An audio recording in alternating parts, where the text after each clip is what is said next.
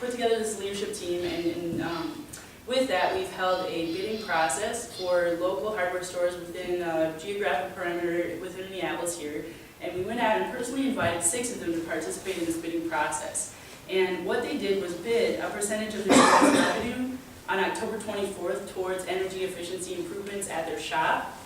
We had some different in-person visits. We went out and we did some sidewalk chalking out at their store to just kind of raise visibility and get them engaged.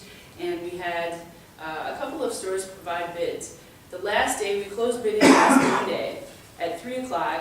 Early in the afternoon on that day, a couple hours before we closed bidding, we had Guzzi Hardware came through with 100% bid. Wow. And so I want to just Natalie's the leader of the organization. She found out about the original Carrotmob that happened in San Francisco. She brought it to the table via Facebook, put out a video. I think it's really interesting that you're using Facebook. How much does that cost you? Free. That's the best part. All free social media. This is the best way Obama has set it up. Grassroots organization, free. Best and easiest way. So she put it out there online and said, who wants to get involved in this? As soon as I saw it. How many members do you have now? Depends on what you mean by members. Yeah, we have 120 people that are currently fans on Facebook. Really? And how long since you started on there? Well, this is our 6th week. Really? But our Facebook profile page, our fan page is only a little under a month old. But since you can actually have the ability to go viral, you could grow geometrically. Absolutely. Right. So we have invited our friends and family. We've been meeting people as we go to events like this that we put on for. I hadn't heard of you before, but I was really impressed with your presentation. Thank you. And so this is really exciting.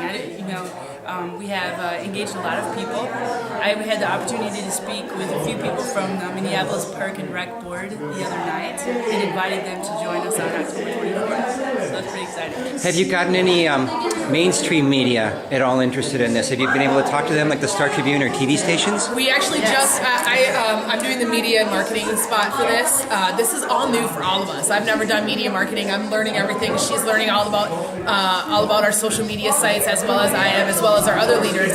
We put it out yesterday. Yesterday was our first real push for mass media. We went out to a lot of television channels, radio stations. We also went to print media. Great. What do you think would have been the effect if you'd done that same journey with a negative message? Do you think you would have met the same kind of people and same questions? Absolutely not a chance. Not a chance. I don't think we wouldn't have had anybody interested. This is, it's really, this is just really a great way to do this because it's positive. People can stand behind something that's positive. It's local.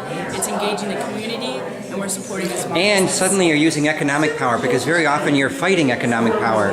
It's hard to fight money with more money. It turns out you just face more money. You've gone around this a bit. I like what you've done very much. What are we going to do that day with your Carrotmob?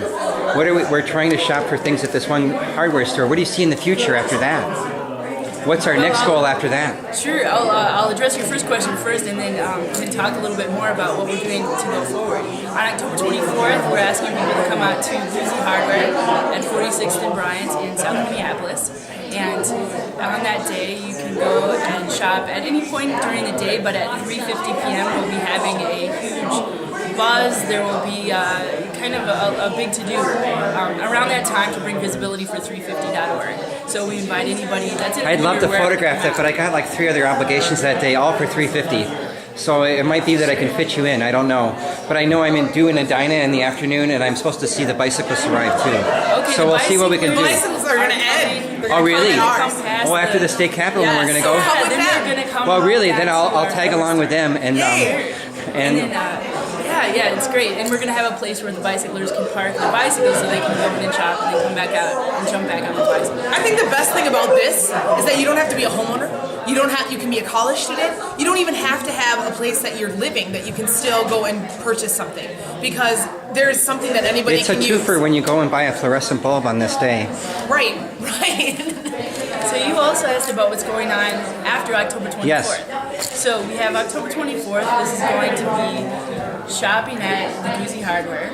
And we have an engaged group of leaders. We have engaged volunteers who are excited about this and are coming out to shop. We have people that are part of the local community that are coming out to shop. And we also have people that are in different college campuses across the state of Minnesota that will be connecting with our group and maybe holding something locally in their city and at their college. What I would really like to see is most people are starting to feel green, but they really don't know what to do with that. Sure. Very often, and if you could put up a list of places we could target and keep encouraging in the future, I would love to see that shopping list. Yeah, one of the products of this that we did is we're doing the before and after picture. How does it affect the volunteers? How does it affect the local business? How does it affect people that are engaging us maybe as a sponsor? And so what we have done is we went out to the local hardware stores and put together a scavenger hunt of environmentally friendly items. Good. And then we'll be providing that to shoppers on a day if they'd like to purchase some of these items for their home. What kind of reaction did you get from the businesses? Was it a broad spectrum of reactions? Were people like stunned that you even asked? Mixed, yes. So we had, many of them were very surprising.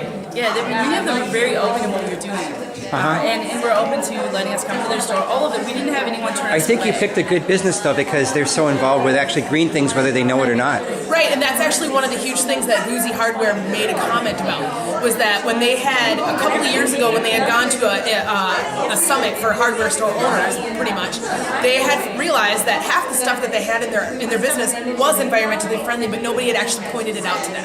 It wasn't something that they could promote to their local customers to say, hey, these are environmentally friendly. Now that they know that it is, they have signs throughout the entire store promoting that this is an environmentally friendly Wow, product. I've got to see that hardware store that Right. does that. It's fantastic. They already are implementing so much, so come on.